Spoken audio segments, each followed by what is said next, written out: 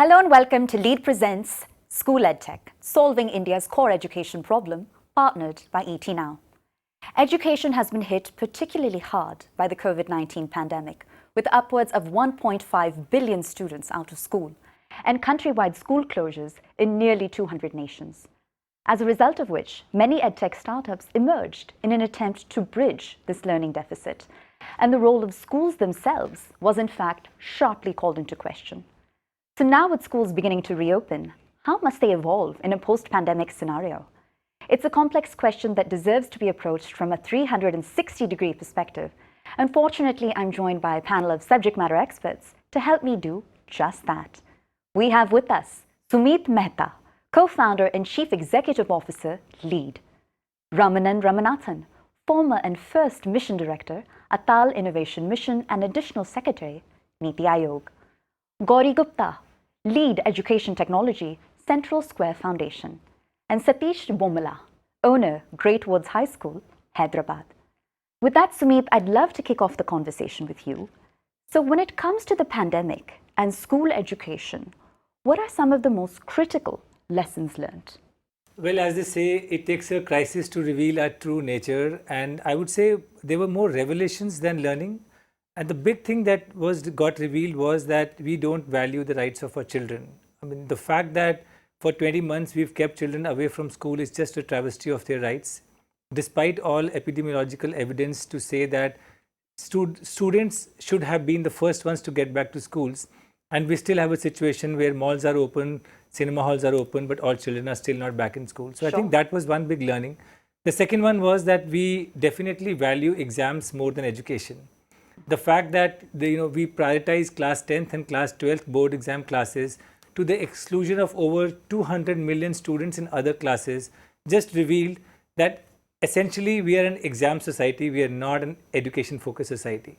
I think if there is a third lesson to be learned here, it was that schools cannot persist with status quo anymore. If they continue with the traditional practices, where teachers were completely unprepared, curriculum and pedagogy was age-old, and school systems were not prepared to handle any disruption, really we have to reboot our school systems if we have to be ready for the future. To my mind, there are a lot of operational issues came up. There were a lot of access issues came up of data and device. But if you truly ask me, I think these were the three big ones which stand out and which we have to attack as a country if we have to move forward in education. Absolutely. And, I'd love to come to you now, Gouri, building on some of Sumeet's observations. So broadly speaking, how do you assess the impact of this extended school closure on a child's mental, physical, social, and perhaps most importantly, psychological development? Great question, Pooja. Thank you for that. I think the pandemic came as a shock to the Indian education system. I think no one was ready for the pandemic. But the system demonstrated commitment, resourcefulness, and sense of urgency in responding to the crisis. Actually, most states in India instituted some form of digital learning immediately to ensure that student learning continued during the lockdown. The education response of states focused on providing widespread access very quickly. Limited internet and phone penetration, especially in rural areas, required the states to deploy high-tech, low-tech, as well as no-tech solutions in order to transmit quality content to large sections of the population. For example, to reach learners with lack of access to smartphones, many states such as Himachal, UP broadcast audio-visual content of television. WhatsApp also emerged as a dominant channel for dissemination of high-quality learning resources. As on the ground, picture of both the government as well as private response to school closure showed us that 80% of the children received grade-appropriate textbooks after the closure, and 35% of the children received other learning material, and I'm quoting ASAR 2021. However, given the scale and diversity of the Indian context, despite these measures, there has been massive pandemic-induced learning losses in all children, irrespective of their social economic background. Absolutely. And Ramanan, I'd love to come to you now, switching gears a bit and taking a look at the topic from a different perspective. How have school closures impacted the schools themselves? Yeah, indeed. The COVID-19 crisis has been unprecedented in terms of its impact. And especially at the school level, we have 1.4 million schools. We have more than 640,000 secondary schools and higher secondary schools. And so that's a huge population of our young demographic dividend that we always talk about being affected by this pandemic. At the same time, I would also like to bring to attention that this pandemic has enabled us to think very innovatively, both at a school level as well as from a student point of view. Technology is changing the way we are experiencing the world on a daily basis, and it's experiencing the way we are experiencing the world, and the world is experiencing us. And that was also true for most of the schools. They started leveraging technology to the help. Phenomenal and very well summarized. And I'd love to come to you now, Satish, and I welcome your perspective on this next question. So in the new normal we now find ourselves in, what are best practices that schools need to embrace to ensure that safety comes first without compromising on quality of education? On this, after the post-pandemic, what we are seeing practically on the ground, children are they have learned it very fast how they need to be careful to deal with the pandemic situation and what's going on out there. That's what we have really observed with the children. They have a little bit transformed by seeing others. So literally for their in their lives, it's the first time for them. They have not seen anything before like that. Even in our generations, we have not seen anything at this point. So when we have reopened, we have observed more than us. Yes, they are really careful and they are doing it. And from school end, we are trying to encourage them and trying to explain them what is the current situation, how we need to proceed further. So that's what we are trying to do in a very frequent basis. At the same time, schools are going to change very soon. Very soon, they are going to change.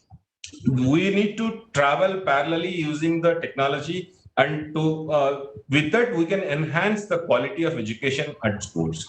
Sir, I'd love to zoom out for a moment actually, and I'd love to come to Sumeet with my next question, because I think it's critical we ask that, is it imperative that schools reopen at the earliest? If you ask me, I think that's the wrong question to ask, because I think when we ask whether it is the right time to reopen schools, we're actually admitting that closing schools was the right decision. I think the right question to ask is, what are the conditions in which we should keep schools closed? Sure. Because the default has to be that schools have to be open. You look at any other developed country, which puts education as a priority, schools have been open the first and closed the last. Right. And in India, it's been the opposite. So I would ask, what are the conditions, specific conditions in which a particular class or a particular school should be kept closed? Otherwise, the default is that we should give back students their right to go to a school, and all schools should be kept open unless absolutely necessary. We cannot let our fears overpower our aspirations. We cannot let all the WhatsApp forwards about third, fourth, fifth wave overpower what is epidemiologically proven. So I think that's a question to ask. And if you ask me from parents, I guess before they expect something from the post-pandemic era, I would just request parents to look at evidence and less at forwards, because this parent hesitation of sending their children back to school is a metro and high income phenomena. Sure, absolutely. And Gouri, I'd love to come to you now, because safety aside, as schools reopen, what else do they need to be most mindful of in your view?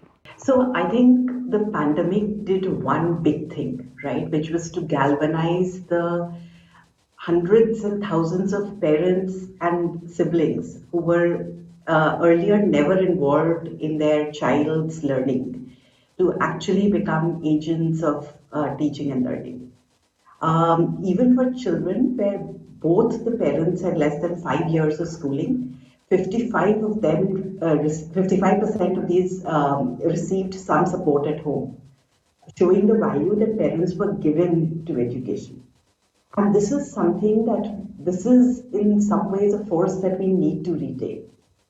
And technology, the use of technology, the continued use of home learning as an important tool to not only address the learning loss that has happened, but to augment the teaching and learning that will happen in school is going to be critical.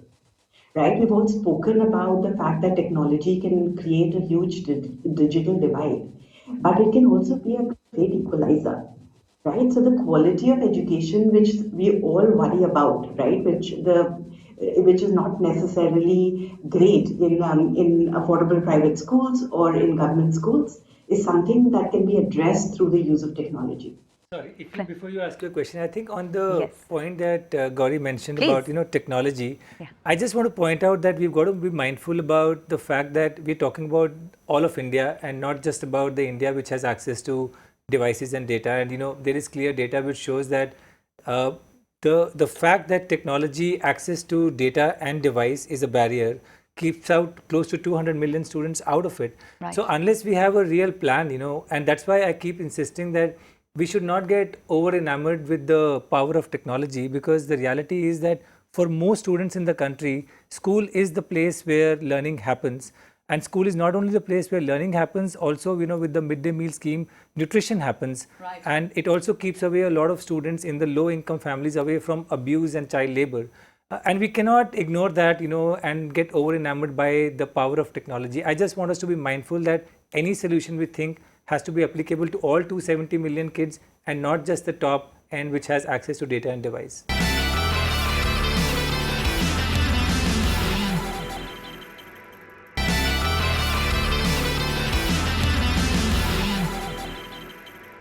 And with that, I switch gears and come over to you, Ramanan, because our country is, of course, home to upwards of 270 million students.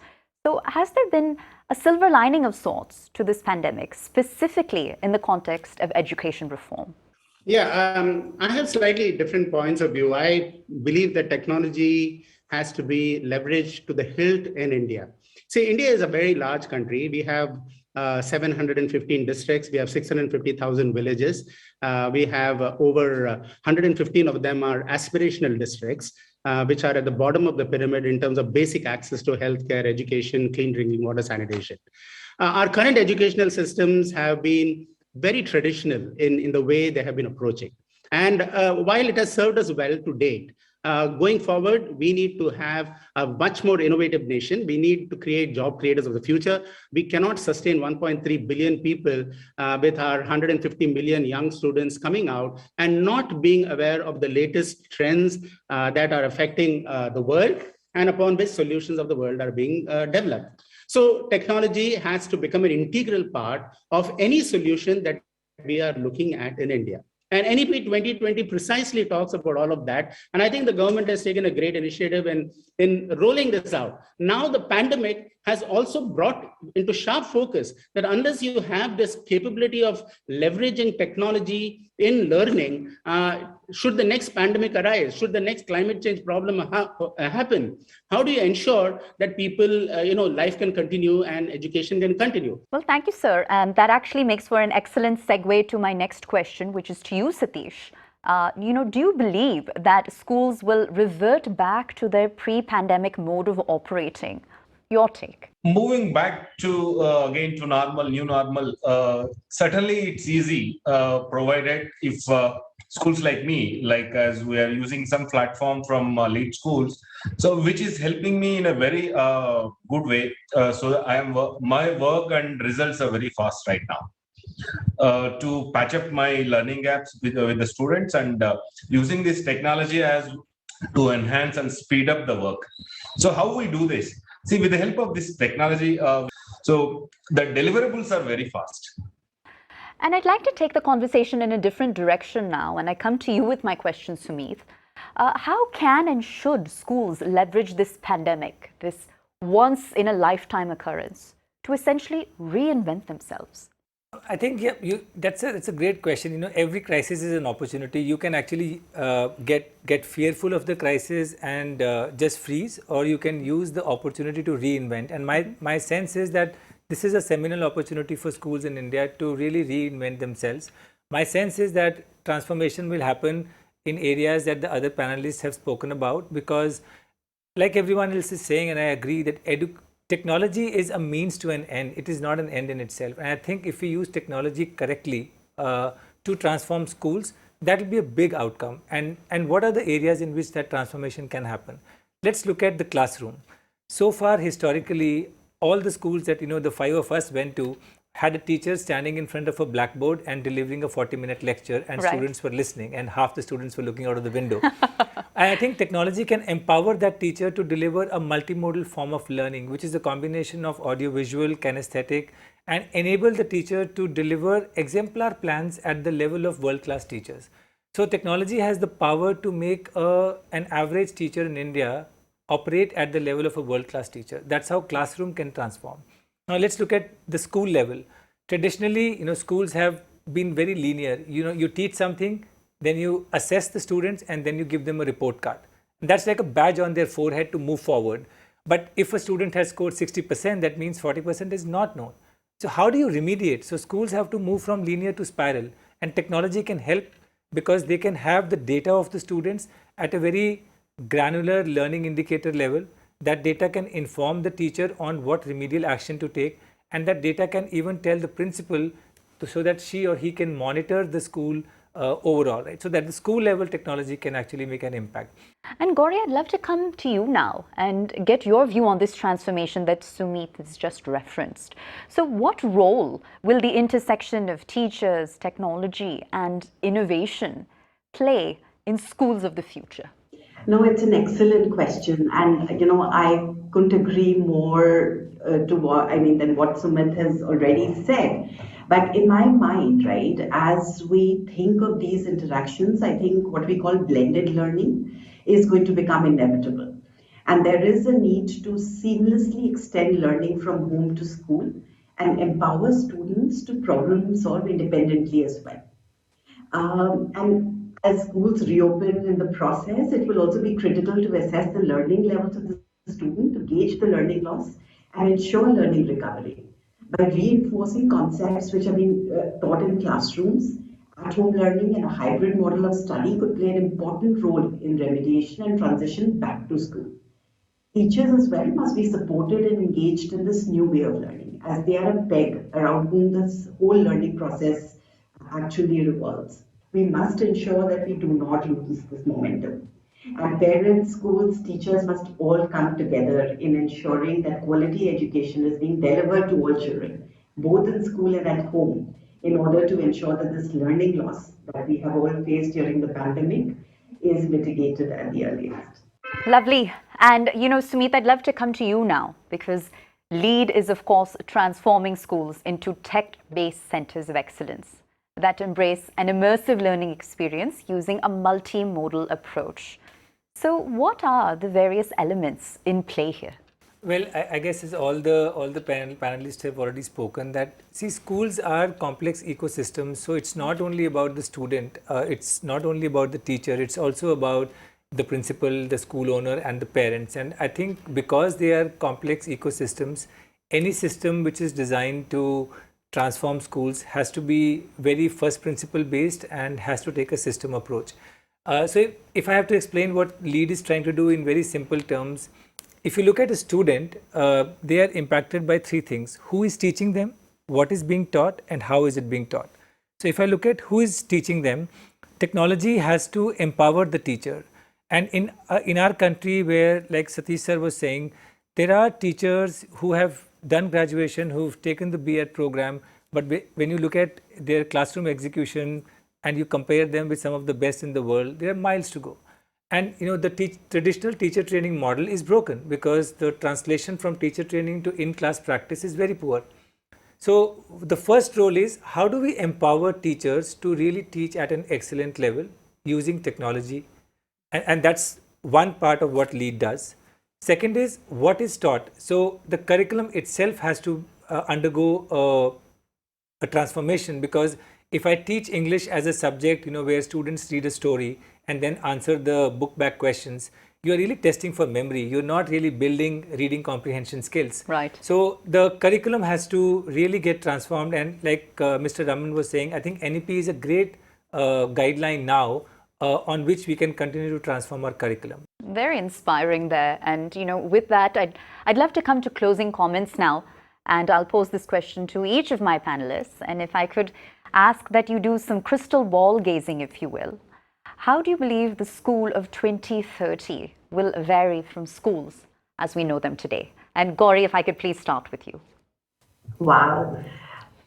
So, I I imagine a world, right, where there will be no barriers between school and home. I imagine a world where, there is going to be seamless integration between, books, between tech, between,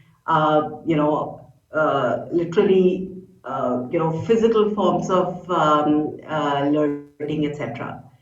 And I also imagine a world where all the stakeholders, right, in the teaching learning process, whether it is teachers, parents, students, school owners, are all aligned to one common objective, which is increasing learning for students, right, versus many other objectives that we are all that they work towards. Sure. And Ramanan, your take? We are in a digital world, and digital world is going to be the default. So my crystal ball gazing is every school and every class will become a global school and a global class. And what do I mean by that? What I mean is that you are connected to the rest of the world. You will have access to teachers from all over the world. You will have access to best practices from across the world, and you'll have access to content from across the world. And therefore, the future classroom has to become a global classroom, leveraging digital technology to the help, but also combining blended learning, because blended learning is very important in the course of a child's growth. Satish, your final words, sir. Yes, Ramanan sir rightly said, it is already started. We are from ground level, we are trying to align ourselves with the competition with the help of the technology. And yes, many things already started transforming at our end. And yes, like from here to next 15 years, if we see on a forecast basis, we need to train our children, our middle class children, and we need to focus more on them, which are at large population, which we need to do a lot of research on this particular aspect. Thank you. Sumeet, I'd love your take as well. I think crystal ball gazing is always hazardous because the future unfolds in myriad ways. But if you ask me, I think in 2030 it will be great if all children, irrespective of their accident of birth, get access to a great quality school in their vicinity. And the purpose of school really grows from just exam preparation and exam scores to what Gandhiji said. I think the purpose of education is to prepare capable adults who can earn a living, responsible citizens who can contribute to the nation, and good human beings who can live in harmony with the earth.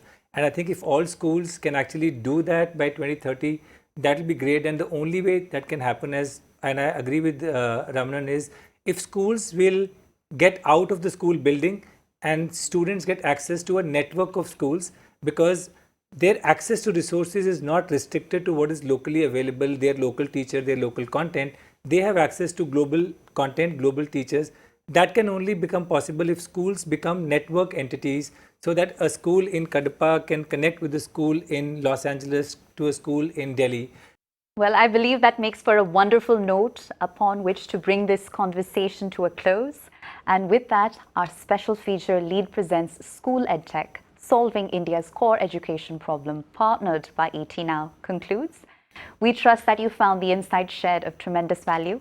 Thanks for watching.